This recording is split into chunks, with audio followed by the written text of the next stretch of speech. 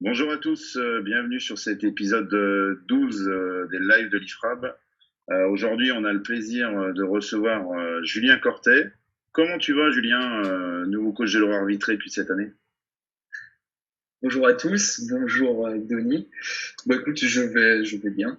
Je prépare la saison prochaine. Bon. Bienvenue à tous. Donc, la bonne nouvelle est tombée hier. Vous avez vu, on a le droit de reprendre le sport collectif. Donc, pensez au retour au jeu. Pensez à refaire faire du basket. Là, en suivant le protocole sanitaire, bien évidemment, qui sera communiqué. Mais en tout cas, vite, on retourne tous sur les terrains et on pratique parce que ça nous a tous manqué. Donc, c'est la bonne nouvelle. Je vais vous présenter Julien avec grand plaisir puisque c'est un live qui sent bon la praluline parce que Julien est comme moi originaire du Rouennais. Voilà, on est tous les deux du même coin, ça fait plaisir d'être avec lui.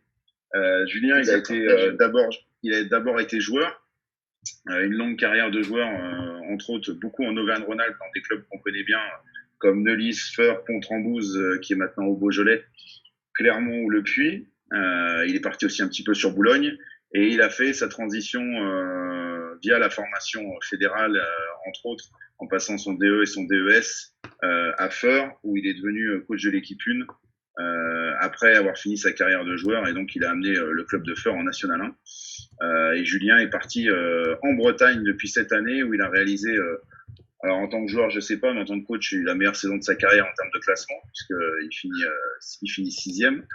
Et il aurait pu aller gratter quelque chose sur les playoffs, mais bon, il a été coupé juste net avant ça, comme tout le monde. Donc voilà. Aujourd'hui, avec Julien, on va discuter et on va parler tous ensemble de comment construire son collectif défensif. Ce qui va être intéressant, c'est que Julien va nous questionner un petit peu sur notre démarche d'entraîneur quand on prend une équipe senior.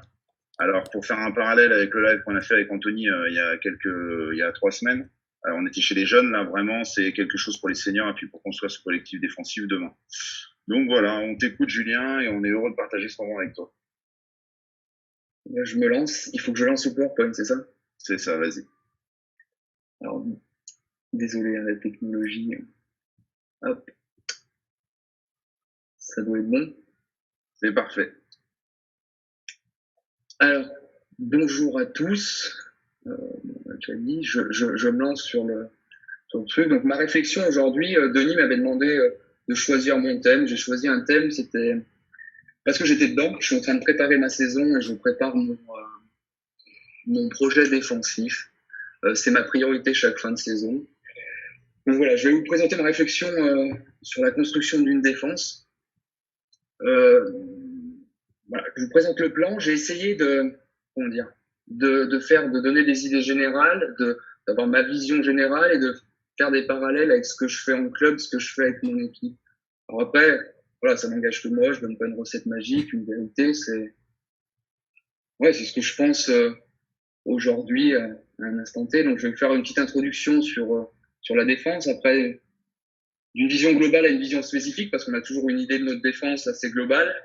Et après, on va descendre dans chaque, chaque spécificité et des points plus précis. Il y a aussi la transmission et l'adhésion à faire adhérer les gens, les joueurs à notre projet, les facteurs impactant la défense, et de la théorie à la pratique en passant par l'entraînement. Donc le fil rouge aujourd'hui, c'est la défense et c'est la cohérence, comment partir d'une vue globale à des points très spécifiques de défense et le faire partager et le partager aux joueurs et faire en sorte qu'ils le partagent. En gros, euh, en gros c'est ça. Donc l'introduction, pour moi, c'est important de valoriser la défense dans le projet de jeu. C'est vraiment une part très importante. La défense, ça représente des valeurs et un état d'esprit qui me plaît, comme l'abnégation, la générosité, la solidarité, le don de soi.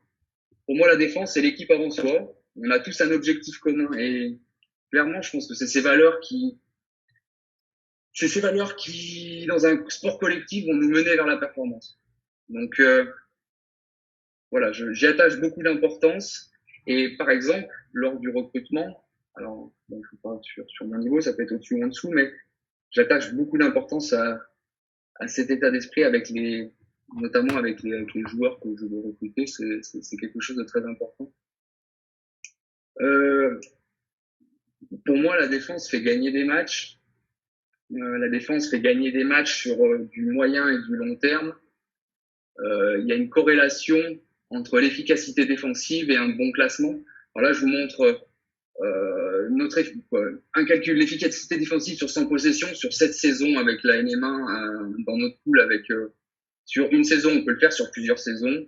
Au plus haut niveau, ils le font sur plusieurs saisons. On peut le faire sur 4, 5, 6 saisons et ça valide cette corrélation et on voit quelque chose de plus précis. Donc là, je vous montre aujourd'hui. On se rend compte que Angers, Tours, Le Havre, Boulogne-Caen, les premiers, il y a quasiment, sont tous dans les meilleure efficacité défensive, si je peux parler comme ça. Il y a Le Havre qui est 7e, et Le Havre, c'est la meilleure attaque, c'est un peu une exception. Bordeaux qui est 12e, parce que c'est aussi une très bonne attaque. Et en bas de classement, on voit Chaland qui est 5e, et ça reflète pas la vérité. Chaland a pris des points de pénalité. Chaland est une équipe qui défend très bien et qui joue le haut de tableau.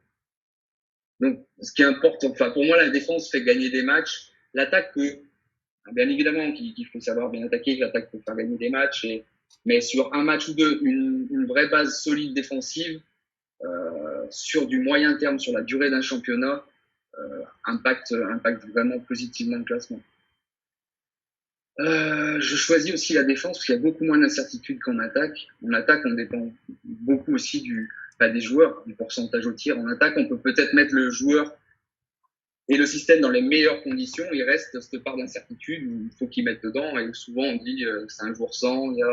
En défense, je trouve qu'il y a moins de ça. Il n'y a pas ça. On peut s'appuyer sur une vraie base collective avec beaucoup moins d'incertitude que ça.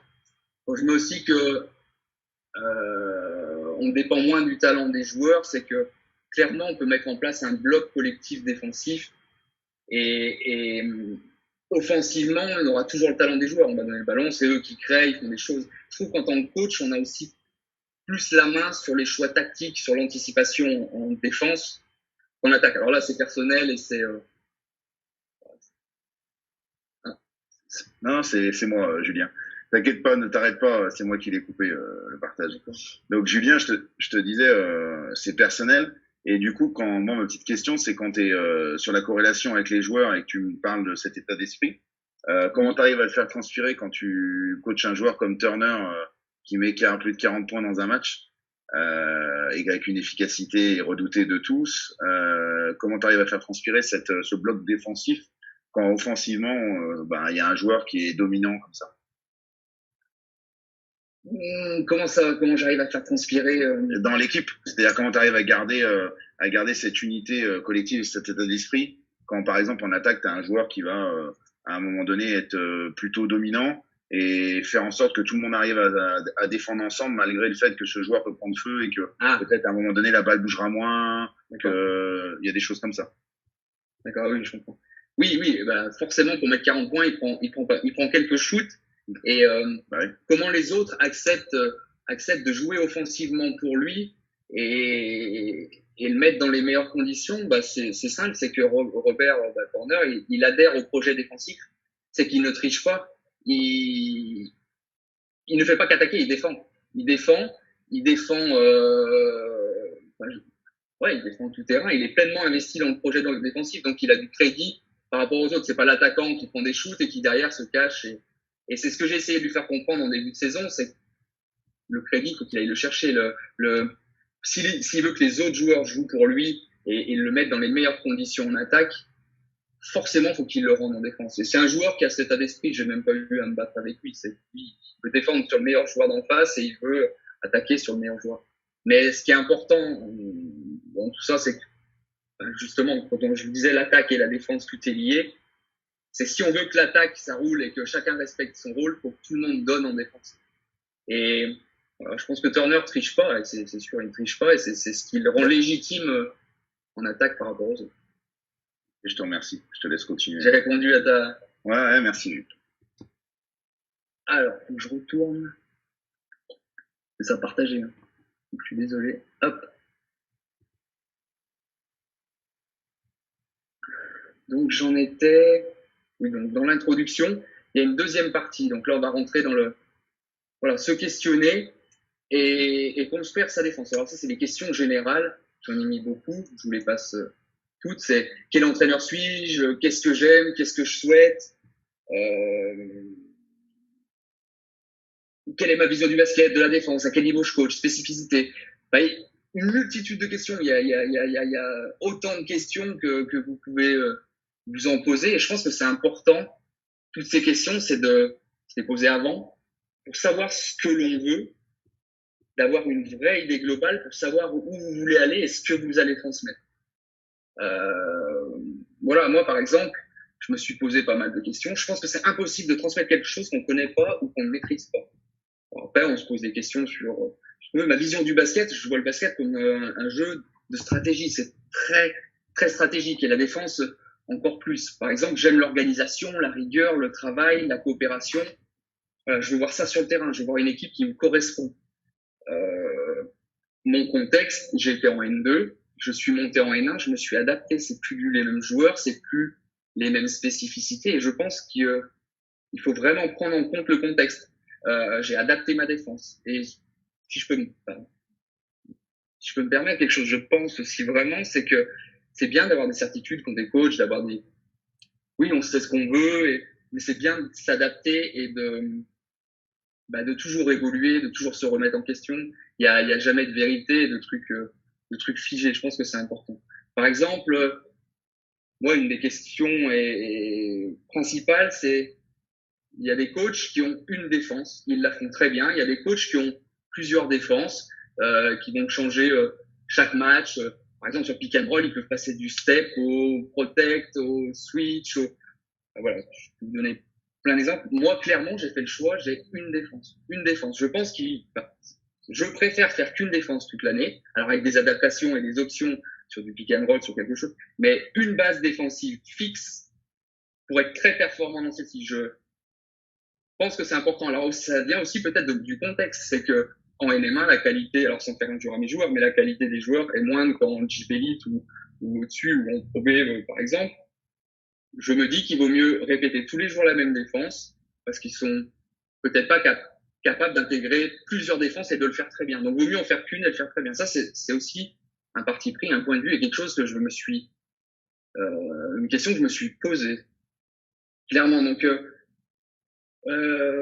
voilà. Posez-vous toutes ces questions. Mettez en place votre défense. Moi, clairement, j'en suis arrivé où je me suis dit, le basket, c'est un jeu de duel, un sport duel, c'est beaucoup de 1 contre 1. Ce que je veux, c'est essayer d'inverser les duels en ma faveur, en la faveur de la défense. Donc, d'essayer de défendre à 1 contre 5. C'est-à-dire que tous les joueurs sont dans les espaces. Donc, on va défendre les espaces. Le 3 contre 3, on part souvent du jeu réduit pour aller au 5 contre 5 parce que jeu réduit, il y a plus d'espace. Donc, c'est plus facile pour l'attaque. Donc, ce que je veux, moi, c'est réduire les espaces en 5 contre 5. Donc, tous les joueurs viennent dans les espaces. Et il y a aussi l'accès au panier. J'essaye de laisser les paniers les plus difficiles, où il y a les pourcentages les plus faibles, dans les zones les plus faibles, et peut-être où les joueurs ont moins l'habitude de prendre des tirs. Par exemple, cette année, on laisse beaucoup de tirs à 2 points, je veux dire middle range, je sais pas, à 3 points, pas dans la raquette, et c'est peut-être des tirs que les joueurs ont moins l'habitude de prendre. Donc voilà. Donc après, t'as toujours éduqué bien beaucoup tes joueurs à cette mentalité, à cette réflexion-là. Et pour avoir coaché quelques fois contre toi ou échangé avec toi, il y a aussi, tu rentres aussi en partie intégrante dans ton questionnement qui est en face, non? Oui, de façon à m'adapter. Ouais, c'est-à-dire que tes joueurs, tu les éduques beaucoup à réfléchir à qui est face à eux et quel joueur est face à eux grâce au scouting, mais aussi dans l'intelligence collective, tu dis je défends un 5, mais t'es aussi, vis-à-vis du niveau, ça a évolué, mais t'es quand même quelqu'un qui sensibilise beaucoup les joueurs à prendre un de joueurs qui entrent. J'ai pas entendu la fin, ça coupe. Je te disais, tu vas défendre plus ou moins fort selon le joueur qui est en face, en agressivité, etc. T'éduques beaucoup tes joueurs à ça. Oui. Oui, clairement. Et j'allais y venir, j'y viendrai après. Il y a aussi beaucoup de scouting et d'adaptation et d'amener les joueurs à reconnaître les situations et à être intelligent. Un joueur qui est très fort sur le drive, mais qui a peu de tirs, on va pas le mettre on va adapter notre pression. Par exemple, l'idée globale de notre défense, c'est de défendre fort tout terrain, de mettre de la pression. Mais si y a un joueur qui a pas de tir et qui va très vite sur du drive, on va peut-être reculer un petit peu et pour pas le mettre dans sa qualité, dans ce qu'il aime. Et les joueurs, je les sensibilise à ça toute l'année. Et oui, comme tu dis, j'aspire à les faire réfléchir là-dessus, qu'ils le fassent d'eux-mêmes. Souvent, je leur dis, faut être malin, quoi. On ne donne pas à un joueur ce qu'il prendrait pas, quoi. J'ai répondu. Ouais, bien sûr, bien sûr, bien sûr. Je suis d'accord avec toi et ça me parle complètement. Donc, je repars sur le.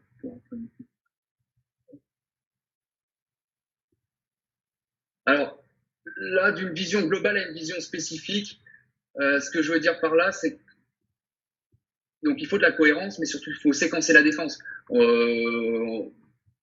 Voilà, la défense, c'est pas que, comment dire, on a notre vision globale et après faut descendre et séquencer chaque partie de la défense. Qu'est-ce qu'on fait tout terrain? Tout terrain avec les intérieurs. Sur une défense, remise en jeu tout terrain. Qu'est-ce que mes intérieurs font? Qu'est-ce que mes extérieurs font? Qu'est-ce que je fais sur la remise en jeu? Ensuite, il faut penser au repli défensif. Comment on s'organise sur le repli défensif? Est-ce que je rebondis? Est-ce que je reviens? Qui revient? Comment? Est-ce qu'on ralentit la balle? Après, il y a le demi-terrain. Comment on défend le demi-terrain? Très haut, sur les lignes de passe, ouvert à la balle, fermé. Enfin, il y a toutes ces questions à se poser. Sur les pick and roll. Pick and roll à 45, avec un 4, pick and roll avec un 5, pick and roll dans l'axe avec un 4, avec un 5, pick and roll sortant, pick and roll rentrant. Voilà. Et essayer d'avoir de la cohérence entre tout ça.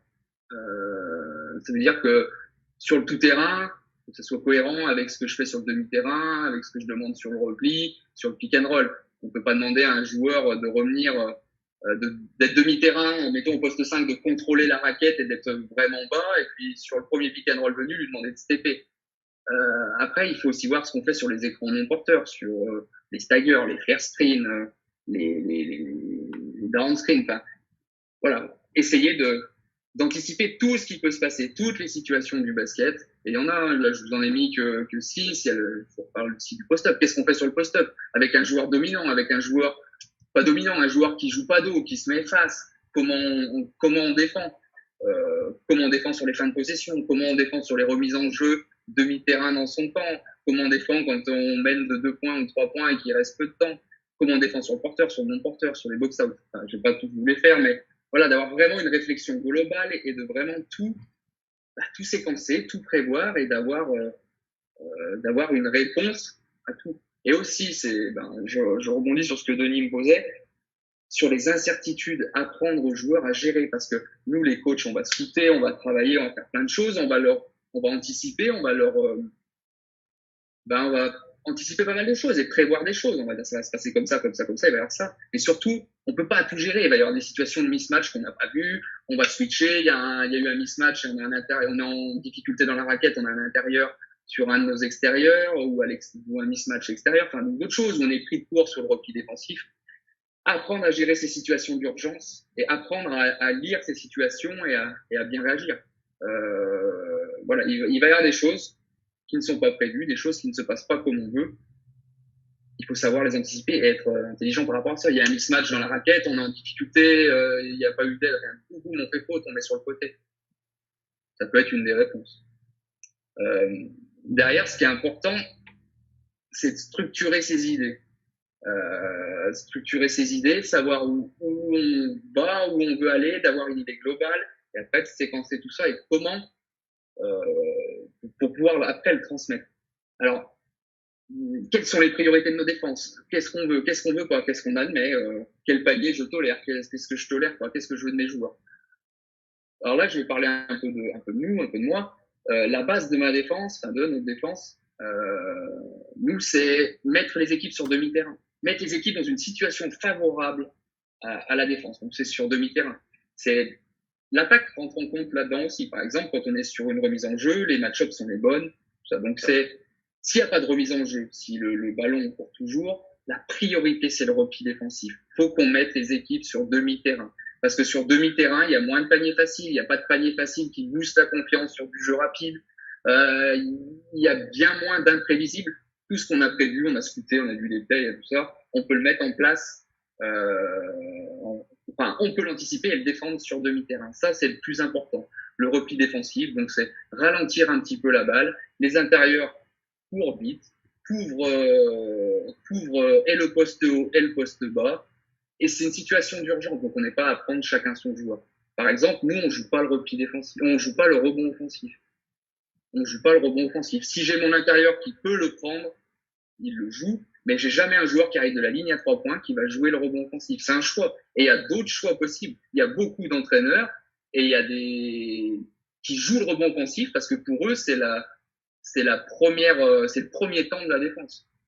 C'est un choix. Moi, mon choix, balance, rebond off, qu'on tente de prendre et panier rapide qu'on encaisse derrière quand on n'a pas le rebond off. Voilà, je fais une balance. Ben, moi, je fais le choix. Ben, peut-être de ne pas avoir 2-3 rebonds off à la fin du match, mais par contre, on n'a pris que 2 points ou 4 points sur le jeu rapide. Voilà, et d'être cohérent. Moi, ma défense, je vous en ai parlé tout à l'heure, on est dans les espaces, on défend bas. Donc là, on va lancer une petite vidéo où on voit clairement l'attitude des joueurs. Ils ne jouent pas le rebond et ils reviennent tout de suite se placer dans tous les espaces. Et la priorité, c'est de mettre l'équipe sur demi-terrain pour les mettre en difficulté.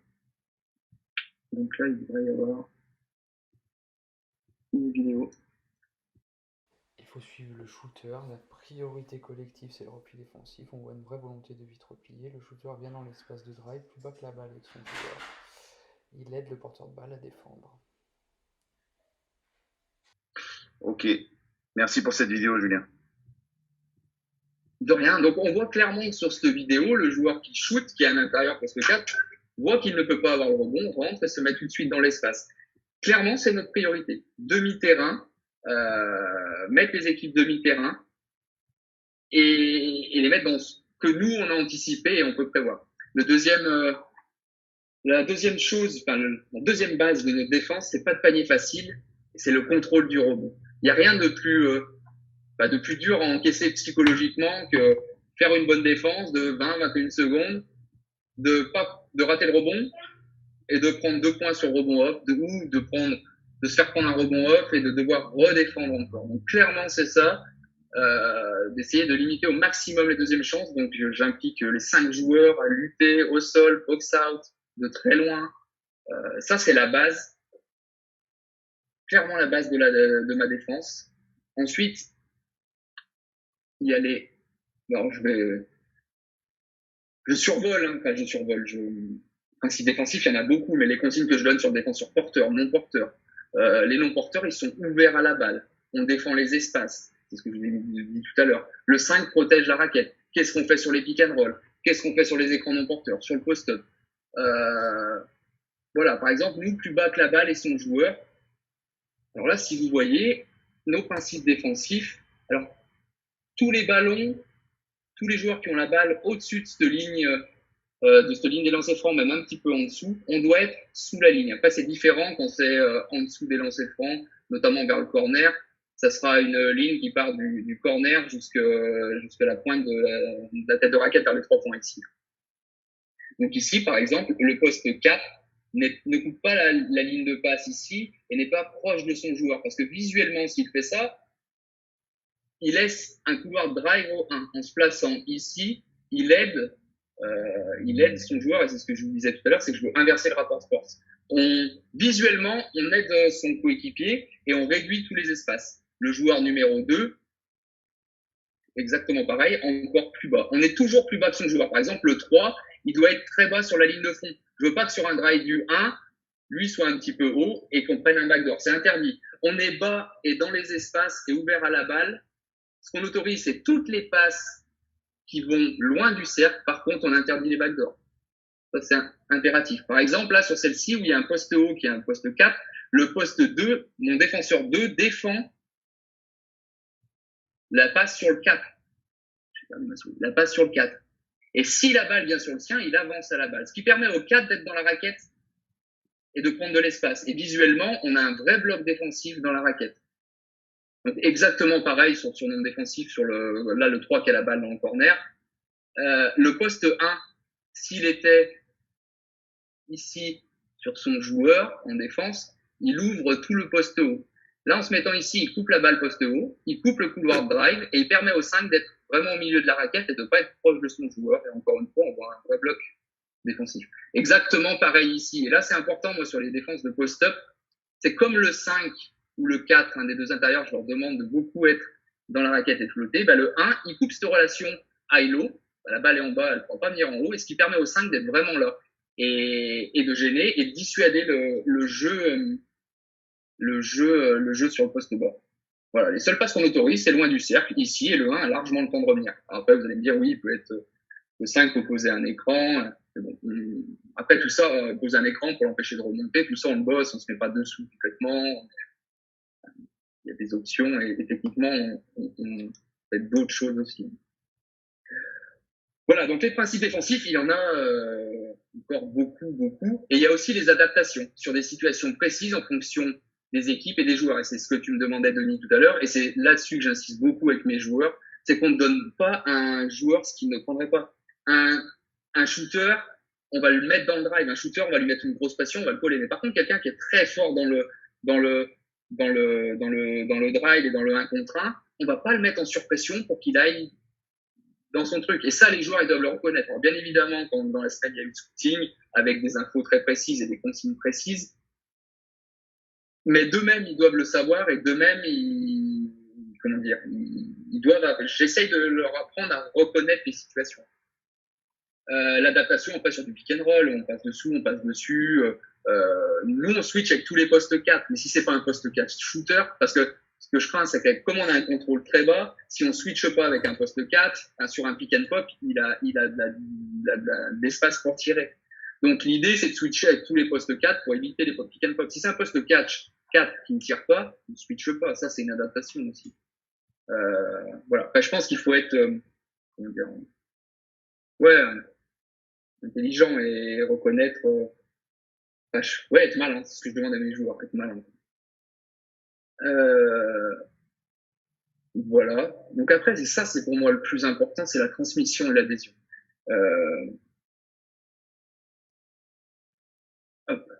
Partager son projet. Moi, j'ai une vision, je vois mon truc, c'est clair ou parfois pas très clair dans ma tête. Bon, on essaie que ça soit le plus clair possible. On a notre vision d'ensemble, on a notre séquencé, on sait comment on défend, on a notre fil rouge. Je sais que là, moi, je défends bas, je défends les espaces, donc tout est cohérent, je perds jamais ça de vue, je veux que ça soit comme ça. Moi, c'est clair pour moi. Il faut que ça soit clair aussi pour les joueurs. Il faut le partager. Il faut que mon projet devienne notre projet. Et ça, c'est le plus dur et le plus important. Parce que je peux avoir, regardez, je fais un plan, machin, je peux avoir le plus beau papier, le plus beau projet sur le papier. Si mes joueurs adhèrent pas, si mes joueurs me suivent pas, ou si les joueurs en général le font pas, ou ne comprennent pas, bah, c'est voué à l'échec. Donc c'est une relation de confiance. Je pense que c'est important de montrer aux joueurs que qu'on a réfléchi à ce qu'on fait, qu'on sait où on va, qu'ils peuvent nous suivre parce que rien n'est laissé au hasard, et puis de communication. Et oui, j'ai fait ces 3 flèches, la tourne du terrain du joueur, c'est de la communication et de la confiance, c'est de l'échange au quotidien, parce que c'est eux qui sont sur le terrain.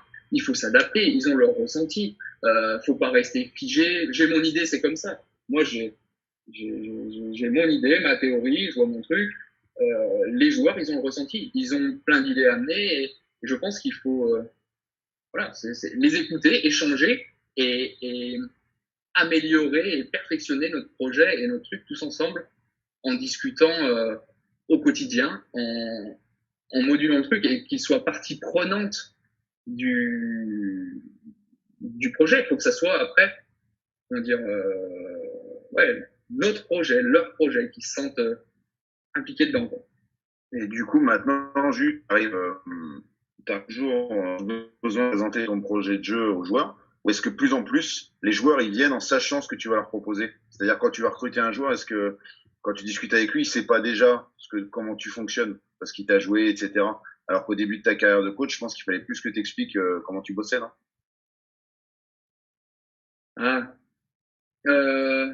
Après, c'est que ma 5e année, hein, je suis pas bien connu et comment dire, ils ont une idée de comment on défend, souvent en plus les joueurs se connaissent, donc j'ai des joueurs qui ont joué pour moi ou qui jouent pour moi, qui parlent un petit peu de ça. Oui, ils savent que j'ai une tendance forte pour la défense. Ce qui est marrant, non, surtout ce qui sait beaucoup, c'est que si tu signes avec moi, tu vas faire beaucoup de vidéos. Ça me revient aux oreilles et beaucoup de scouting vidéo. Donc, bon, comme c'est très important pour moi dans la défense, voilà. Après, ma défense, je sais pas. Oui, ils ont une idée, ils savent que on est défensif et qu'on a une défense un peu atypique. C'est pas ce que tout le monde demande. Souvent, moi, mes intérieurs, quand je leur demande de rester au-dessus du cercle de demi-charge, au début, ils ont toujours tendance à vouloir monter, à vouloir sortir. C'est un peu contre nature. Voilà, quand ils ont compris l'intérêt et ce que je veux vraiment, ils restent dans ce que je veux. Mais non, je sens. Enfin, quand j'aurai 15 ans d'expérience, peut-être.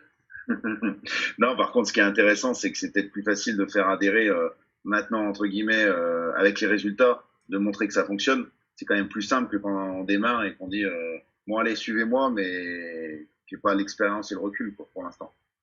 Oui, exactement. Alors ça c'est clair et net. Et puis même pour moi, au début, je disais aux gars, suivez-moi. Tu sais même pas si ça va marcher. Tu dis bon, pourvu que ça marche parce que sinon ils ne suivront plus et tout. Là, clairement, moi ça fait 5 ans que je suis sur le même truc. Je sais que ça marche. Je sais où je veux aller. J'ai des résultats, donc forcément ça aide. La chance que j'ai eue, c'est que quand j'ai démarré à Peur, j'ai démarré avec des gars que je connaissais, avec qui j'avais joué, et clairement ils m'ont suivi parce qu'ils me connaissaient avant et j'ai eu cette chance. Et c'est clair que maintenant, avec un peu de recul, j'ai cette confiance en moi, cette confiance en ma défense. Et puis, comme tu dis, les résultats jouent un petit peu vraiment. Mais la création du lien de confiance est quand même pour moi un élément clé dans la défense. Le lien de confiance entre le coach et son équipe, c'est un élément clé. Je suis 100% d'accord avec toi. Pour moi, c'est capital. Et c'est ce que j'essaye de. Moi, j'explique aux joueurs. Il n'y a pas de. Le coach, il est dans l'équipe. C'est juste. J'ai juste une autre fonction et on y va ensemble. Et voilà, on est une équipe et il faut que tout le monde adhère à la même chose. C'est ce que je parlais du projet du nous. Ok.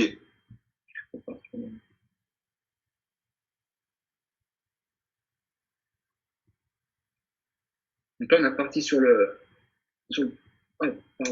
partager son projet. Donc, et c'est là où je disais qu'il est important, c'est pour partager son projet, il faut avoir une idée d'ensemble précise, savoir où on veut aller et savoir ce qu'on veut pour pouvoir partager quelque chose avec ses joueurs. Ensuite, c'est donner du sens à ce que l'on fait. Donc un projet, on vient d'en parler longtemps, un projet réfléchi et précis. Mais ce qui est important pour les joueurs, c'est de donner du sens. Et c'est pour ça aussi, ici, d'avoir une vision. Moi, ils ont tout de suite la vision globale. Tout de suite, comme ça, ils savent ce que je veux sur le terrain. Et ils savent toujours pourquoi ils font les choses à l'entraînement. Et ça, c'est important. Pourquoi je fais pourquoi il nous fait faire ce truc je sais pas moi, du 2 contre 2 en analytique, quand je saute à la balle, je reviens dans l'espace, je saute à la balle, je reviens dans l'espace. Pourquoi il nous fait faire ça 10 minutes? Ça me casse la tête. Par contre, s'ils savent, ça, je vous fais faire pour ça, regardez là, sur demi-terrain, sur ça, et qu'ils ont la vision globale, alors même ce qui est, en guillemets, plus pénible et plus pénible, ils le font. Et ça, c'est important aussi. Ils savent donner du sens à ce qu'ils font. À ce que l'on fait et savoir pourquoi on fait les choses. Alors, je vais tout mettre parce que ça sera plus simple comme ça. Un projet précis, réfléchi. Donc, pour appuyer et pour donner du sens à ce qu'on fait, il y a les vidéos. Par exemple, moi, début de saison, là, les joueurs, ils vont arriver, mon playbook défensif, j'ai un montage vidéo. Le premier jour, ils vont voir en vidéo ce que je veux, globalement, sur tout terrain, demi-terrain, tout ce que je vous ai fait tout à l'heure, post-up, sur les pick and roll, tout ça. Le premier jour, ils ont une vision globale du résultat que je veux.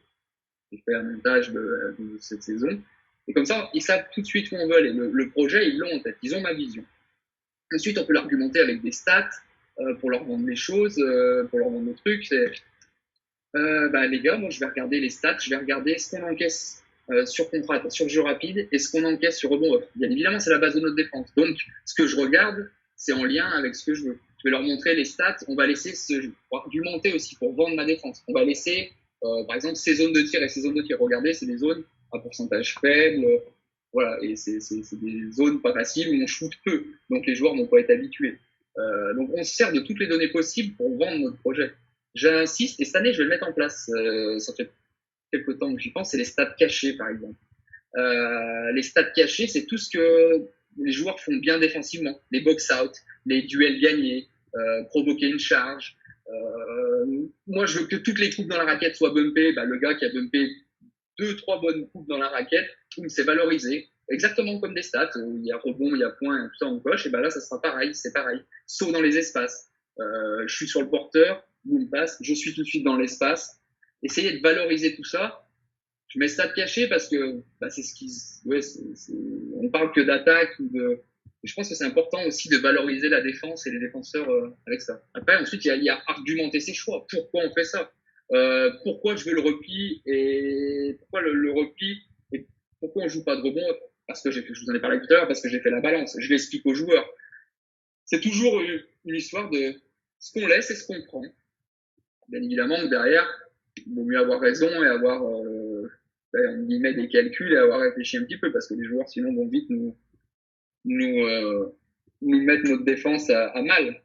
Moi, je demande de défendre très bas, qu'on laisse aller toutes les balles toutes les passes loin du panier. Par contre, aucune dans notre dos. Je veux qu'on bump toutes les coupes et qu'il n'y ait pas de backdoor.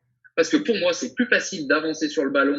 Et à la limite, si je suis en retard, que ce joueur prenne un tir dans cette zone, il est plus loin du panier. Par contre, que si je suis en overplay ou coupe, je laisse la zone arrière, il y a un backdoor, il va mettre un layup. Alors bien évidemment, sur des défenses comme ça, il y a d'autres aides, il y a l'intérieur qui peut venir. Mais voilà, c'est ma vision des choses. Et aussi essayer d'expliquer aux joueurs, on ne peut pas tout défendre. On va prendre des paniers. Mais on va prendre des paniers, les paniers qu'on veut. On veut pas de panier sur jeu rapide. Je veux pas que la salle s'enflamme. Je veux pas qu'ils prennent des tirs faciles. Je veux pas de panier sur rebond off, parce que ça, c'est des trucs qui font mal à la défense. On va laisser un pull-up à 2 points avec le gars sur lui, sur un pick middle. Il marque. Bravo, bravo. S'il nous en met 10 comme ça et qu'il enflamme la salle comme ça, peut-être qu'on sera en difficulté, mais ça arrivera pas tous les jours. On sait que ce qu'on laisse est dur. Par exemple, sur pick and roll, mon protect, il est très, très bas. Très bas. Et ce que je laisse, ce que je veux pas, c'est pas de tir à 3 points. Donc, on est en pression sur pression, en ice, on pousse au drive sur tous les pics en haut. On laisse pas de tir à 3 points. Mon intérieur, son job, c'est de protéger le cercle. Donc, il n'y a pas de layup sur lui. Je veux pas qu'il monte et que le petit prenne de vitesse, vienne mettre un panier facile. Je veux casser stack 5-5. Et ce que je laisse, c'est la zone entre les deux.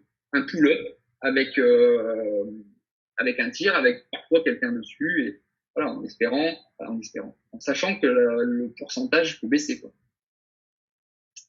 Voilà, je ne sais pas si je suis clair. Après, valoriser les bonnes actions, c'est en vidéo, sur des retours vidéo. Tiens, toi, regarde, tel joueur, t'es revenu ici, t'es dans l'espace. Montrer tout ça, le montrer à l'entraînement quand il y a un stop défensif ou qu'il y a quelque chose de bien, essayer d'encourager tout ça et de le valoriser. Moi, j'essaye de vraiment le valoriser. C'est ce que je leur dis avec du temps de jeu.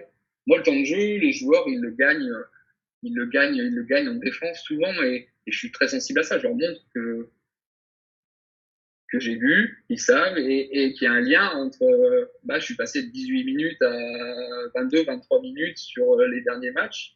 Le lien, c'est ça, hein, c'est parce que tu es dans l'espace, parce que tu boxes, alors forcément, ça se voit pas trop, tu es toujours à 6 points et à 4 rebonds, mais c'est pas grave. Il y a Ted Turner qui est là pour en marquer 20. Enfin, il y a des rôles, il y a une hiérarchie et c'est important je pense, de valoriser les soldats et valoriser les gars qui sont là pour l'équipe. Parce que c'est ces gars-là qui font gagner sur toute une saison. Je pense que c'est important. Puis, le plus important pour moi, c'est assumer ses responsabilités et échanger avec les joueurs.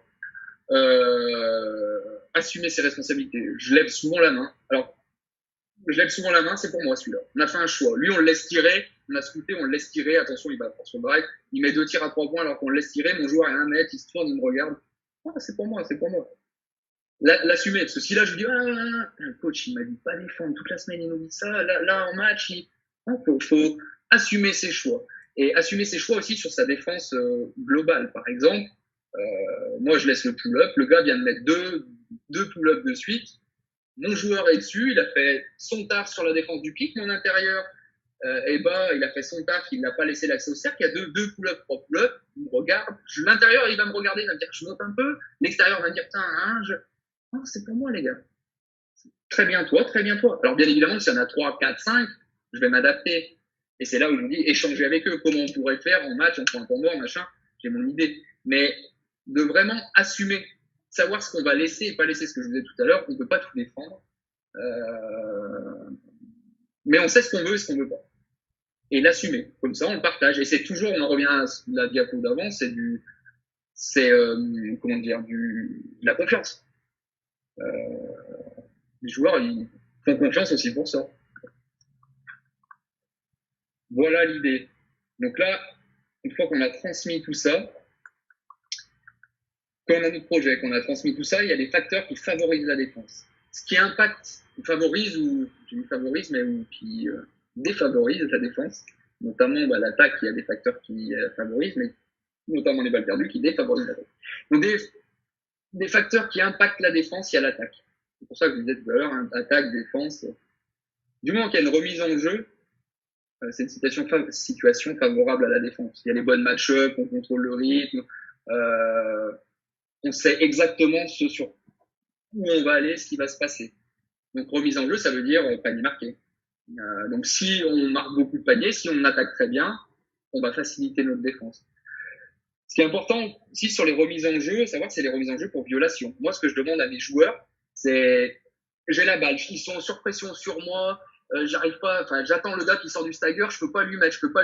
Plutôt que de lancer, de me dire je vais prendre 5 secondes de lancer, il y a une saucisse, boum, et souvent qui est intercepté, il y a 2 points parce que je m'en débarrasse, parce que boum, 5 secondes, violation.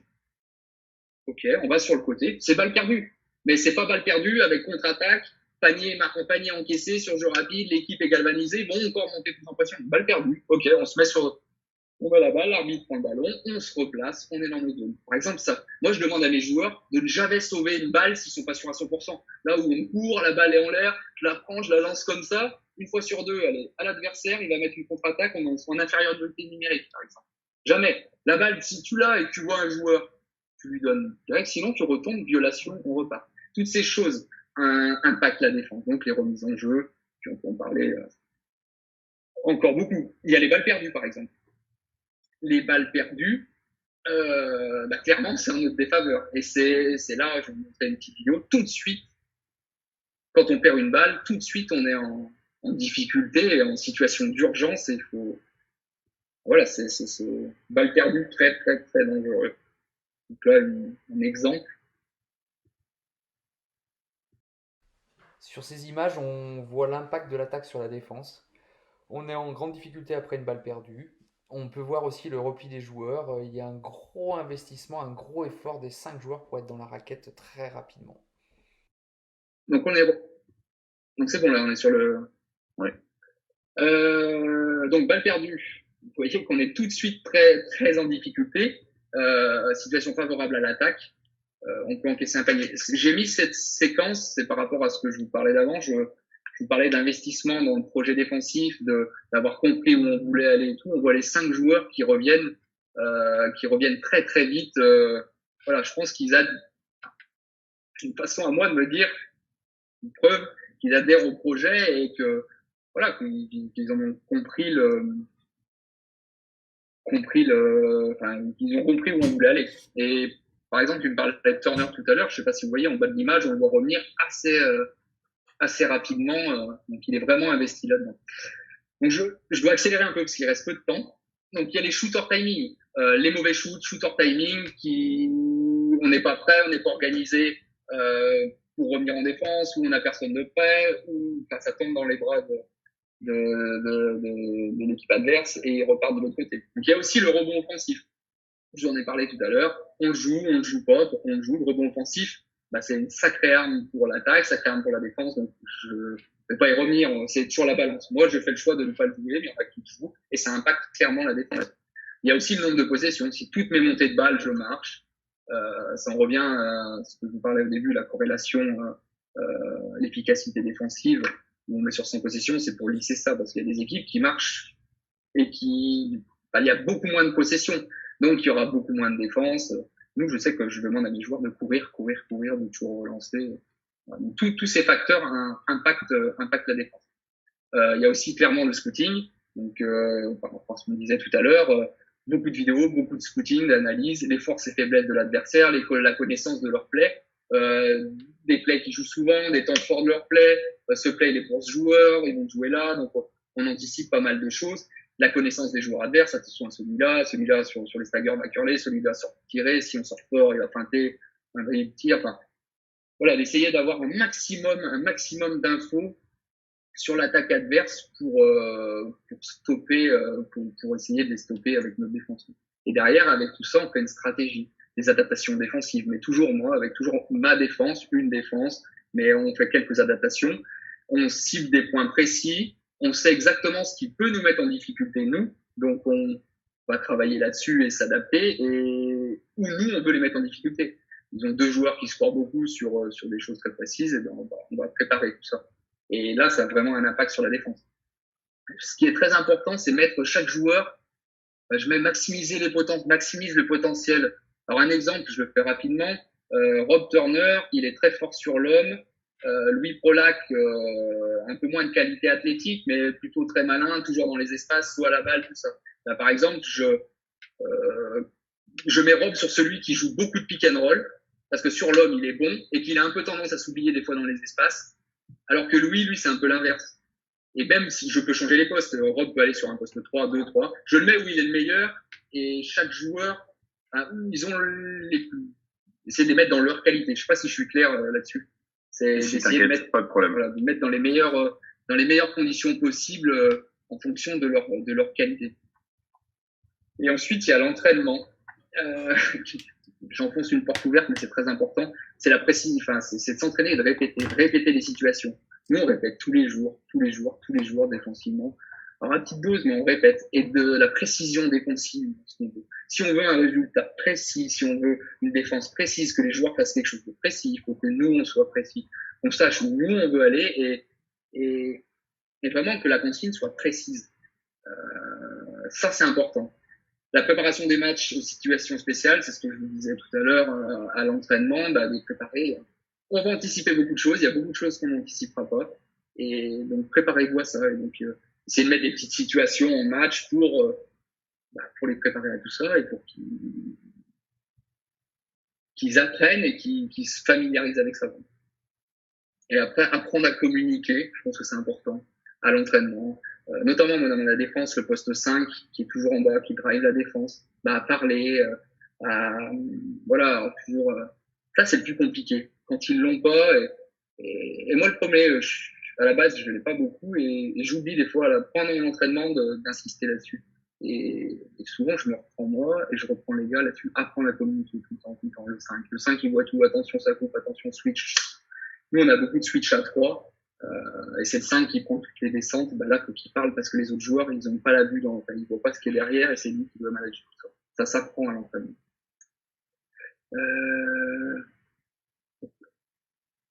Voilà. Donc après, on passe l'idée de la théorie à la pratique en passant par l'entraînement. L'idée de ce slide, de ces slides, je vais tous les mettre, c'est que une fois moi, ce qui est important, c'est les allers-retours entre le jeu et la répétition des bases. C'est de toujours tout travailler. On ne travaille pas que l'analytique en début de saison. Et puis après, on oublie, on n'est que sur du jeu ou on fait du spécifique. Moi, il y a toujours des retours. Des va-et-vient entre chaque chose. Jeu réduit, analytique, jeu tout-terrain. Voilà. Donc ça, c'est pour moi très important. Donc au départ, on a une vision d'ensemble. Les joueurs, ils arrivent à l'entraînement, ils arrivent en match, à l'entraînement, ils ont une vision d'ensemble, le projet est explicité, ils savent où on veut aller. Donc on les met sur le terrain, en 5 contre 5, on leur dit, vous êtes ouvert la balle, il y a ci, il y a ça. Ils se rendent compte des difficultés, des choses où ça coince. Là, j'ai toujours tendance à me retourner, ou là, je suis...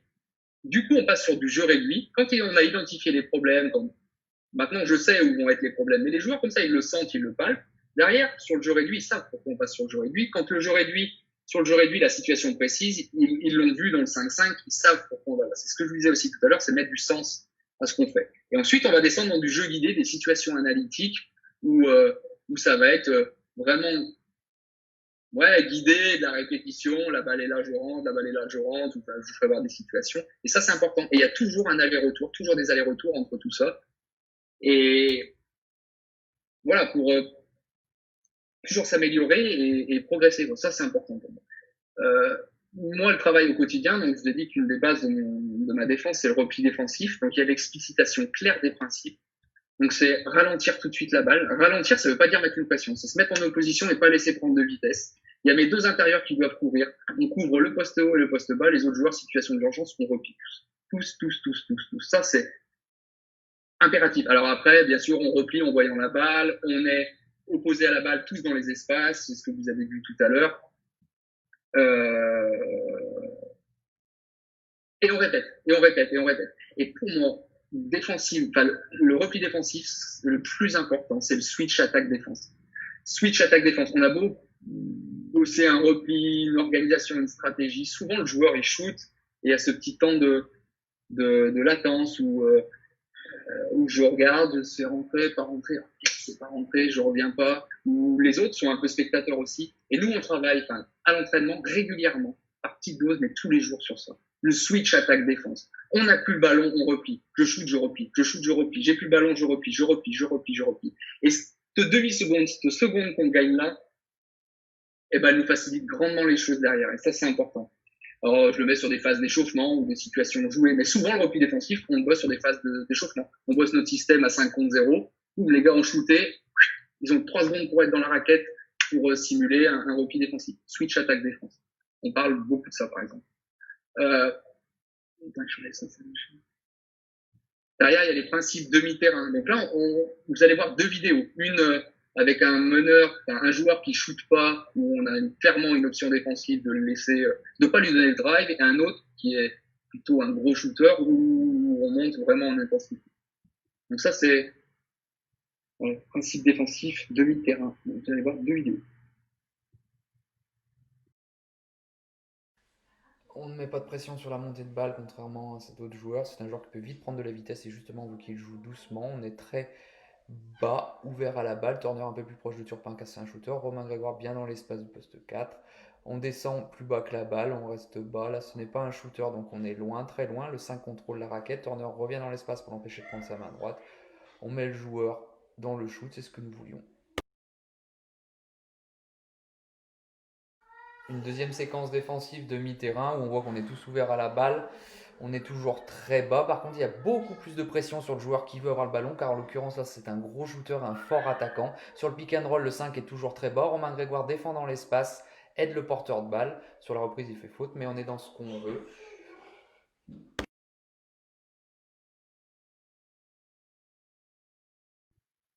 Donc là, vous avez vu deux vidéos de notre défense demi-terrain, tout terrain et pour la première et ensuite sur le demi et demi-terrain, où on voit clairement ma défense, la défense que je veux, des joueurs ouverts à la balle, des joueurs pas qui sont dans les espaces, on dissuade psychologiquement de prendre les drives. Et on parlait tout à l'heure d'options défensives et c'est ce qu'on verra aussi là dans les adaptations. Sur un joueur qui peut prendre la vitesse sur sa main droite, on est très bas, on laisse clairement le shoot. Et sur un joueur qui shoot, on est vraiment en pression, sur pression, on veut le mettre dans le drive. Donc au quotidien là-dessus, ils ont leur idée générale ils ont vu ces images-là, vous voyez, ils les voient en début de saison. Ensuite, on est sur du shell drill à 5 contre 5, à des répétitions à faible intensité, mais on fait bouger la balle. Des shell drill en nombre réduit. Par exemple, celui-là, c'est ce que je vous disais tout à l'heure. Un passe à 2, donc un rentre dans l'espace, 2 revient sur la balle, alors avec techniquement quel bras levé, tout ce qu'il faut. Ensuite, on passe à 3. 3 passe la balle à 1, 3 rentre dans l'espace, dissuade le drive de 1. Ensuite, on peut aller bien plus loin. 3, on fait driver 3, c'est le 5 qui va aider parce que 5 est toujours dans la raquette. Alors, il y a les flèches rouges, c'est s'il y a un autre positionnement, si c'est un positionnement poste haut. Mais 5 va venir aider, il faut absolument que 1 descende couvrir 5. On laisse que les passes au large. On ne donne pas de panier facile. Donc, 1 doit absolument, sa mission première, c'est de venir couvrir. Et ça, on bosse ça en analytique, à faible intensité. Alors, il y a aussi ces drives. Là, je drive sur le côté, je suis battu sur un close-out, prends le drive, le 5 vient et je coupe. Donc, on travaille ces situations assez régulièrement. Ensuite, du travail spécifique en jeu réduit où on part sur ça peut être sur séché drill, on part sur séché drill et on finit sur des situations jouées. Aussi beaucoup de situations en 5 contre 5, demi-terrain, tout terrain, en aller, retour, aller. Et toujours beaucoup d'aller-retour et de va-et-vient entre tout ça pour que, voilà, toujours pour progresser. Par exemple, tous les shell drill, on en fait veille de match, on peut en faire un échauffement, on rappelle ça fait pas de mal. Et pour moi, c'est capital. Il n'y a jamais rien d'acquis. On peut toujours s'améliorer et de toujours tout varier et toujours revenir aux bases, repartir, revenir. J'ai du mal à m'exprimer là-dessus, mais c'est clair dans ma tête. Mais voilà. Après, sur pick and roll, j'accélère surtout. Sur pick and roll, il va y avoir une vidéo. C'est un choix sur pick and roll middle. On voit que c'est Turner sur le ballon. Je vous laisse regarder la vidéo et on est. Je vous parle après. Une situation demi-terrain sur défense de pick and roll dans l'axe. On voit notre meneur qui met de la pression, les autres joueurs qui sont très bas, qui sont dans les espaces. Le 5 contrôle la raquette, le meneur met de la pression, passe dessous, bonne lecture, le piqué haut. Le 5 contrôle la raquette. Romain Grégoire, notre poste 4, défend le drive en étant plus bas que son joueur. Derrière, nous récupérons le ballon et notre dragster fait le reste.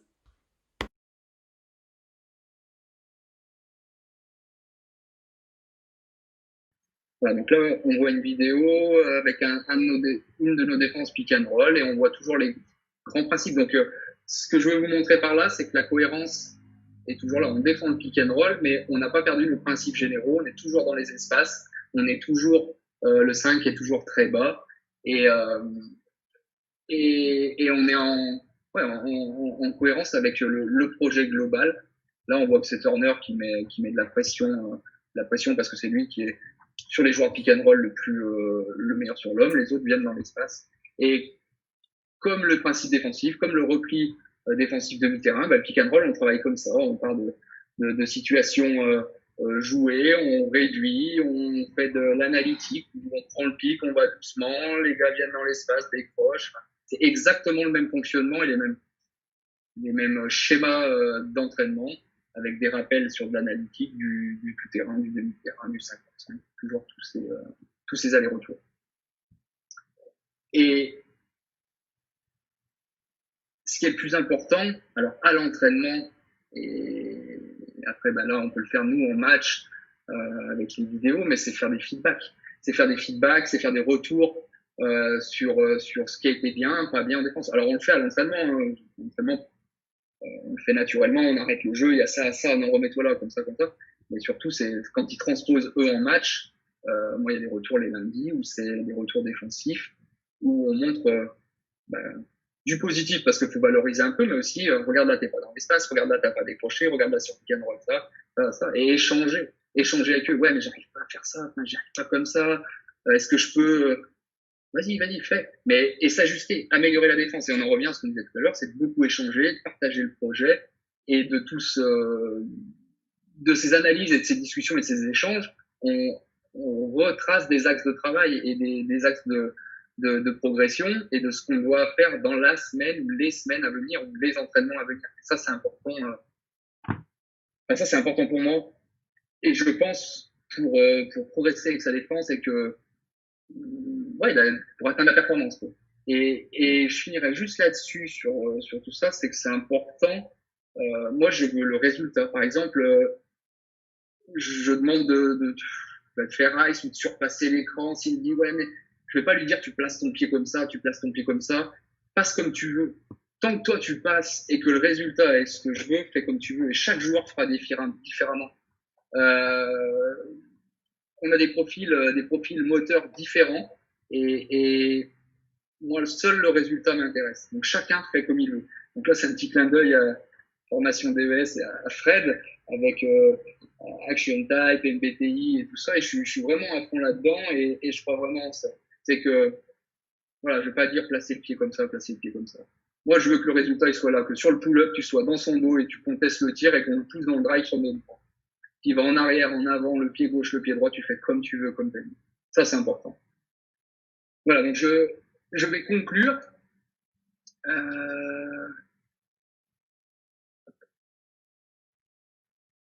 Voilà, pour moi, la conclusion, ça, et le plus important, le truc à retenir, c'est savoir où on veut aller pour montrer le chemin. Je pense que c'est ça le plus important pour qu'ici, ça soit clair pour nous, que ça soit précis, construit, et c'est facile de transmettre. C'est ça, c'est savoir où on veut aller. Déjà, poser les bonnes questions en amont, et après, il y a tout un cheminement. Et entraîner, c'est quasiment j'ai envie de dire, le plus facile. Voilà, après, je vous remercie. Je suis désolé si ça a coupé là ou pas. Non, c'est parfait, Julien. Désolé Nous aussi, on te remercie. T'as pas à être désolé parce que je sais que tu vas nous dire désolé si c'était pas clair, mais c'était très clair. Non, j'allais dire désolé parce que c'est pas évident de parler pendant 1 heure, notamment au début, je savais pas où j'allais. Et je finirais juste par rapport à la zone. Là, j'ai juste parlé de l'homme à homme. Le projet défensif, c'est homme à homme. On aurait pu parler de zone presse. On peut parler bien plus en profondeur de l'homme à homme. On peut mixer sur un projet défensif de l'homme à homme, de la zone, sur des sorties de balles, sur des remises en jeu. On peut passer en zone. Enfin, il y a plein de choses à faire. Voilà, c'est non exhaustif et c'était une réflexion actuelle sur la défense. Moi, je vais déjà te remercier, Jus, parce que te mettre derrière un ordinateur 1 heure avec nous, quand on sait que tu es un passionné de terrain, te mettre derrière l'ordi, je sais que c'est pas ce que tu préfères et t'aimes le contact humain. Donc, merci d'avoir partagé avec nous en cette période un peu spéciale avec les coachs et voilà encore un coach d'Auvergne-Rhône-Alpes qui a beaucoup de talent, un coach qui monte. Moi, je vais retenir un truc de ce que tu nous as dit et pour moi, en tout cas, je retiendrai ton ABCD de l'apprentissage que j'ai trouvé très clair et très parlant pour les jeunes coachs, pour les différentes méthodes d'apprentissage de la défense, avec le jeu réduit, etc. Je trouve que c'est un bon timing et qu'en tout cas, ça parlera à tout le monde. Je vais profiter de ce moment juste pour rappeler le retour au jeu. Donc, remettez les gens sur le terrain, remettez vos joueurs sur le terrain et profitez-en pour regarder les nouvelles consignes sanitaires qui vont sortir et soyez vigilants avec ça. Mais bien sûr, allez vite sur les terrains de basket parce que ça nous a tous manqué. Une deuxième info, aujourd'hui, énormément de clubs Auvergne-Rhône-Alpes, une vingtaine cherchent des apprentis pour l'année prochaine en formation en alternance. Mais mon contact sera mis en lien avec la vidéo à l'issue de ce live. Vous pouvez aussi le trouver sur le Facebook, sur le site internet de l'IFRAP, pardon. N'hésitez pas à me contacter. Beaucoup de clubs sont à la recherche et sont en difficulté aujourd'hui pour les encadrements de l'année prochaine. Donc, si vous avez la vocation et que vous voulez travailler dans ce milieu-là, il y a de l'emploi grâce notamment aux réformes de l'apprentissage. Et il y a vraiment de quoi faire là-dedans. Donc, je vous attends et n'hésitez pas à me contacter. Pour conclure, je vais remercier tout le monde, bien sûr, Guillaume et Marie pour la communication, Marion à la réalisation, Yann et Pierre pour ces lives de l'IFRAB et évidemment Julien à qui je vais souhaiter une très très bonne saison la saison prochaine en Bretagne. Et on te souhaite le meilleur, sans faire trop de mal à nos équipes d'Auvergne-Rhône-Alpes, mais on te souhaite le meilleur, évidemment, pour la saison prochaine. Je vous dis à la semaine prochaine pour l'épisode 13. Merci.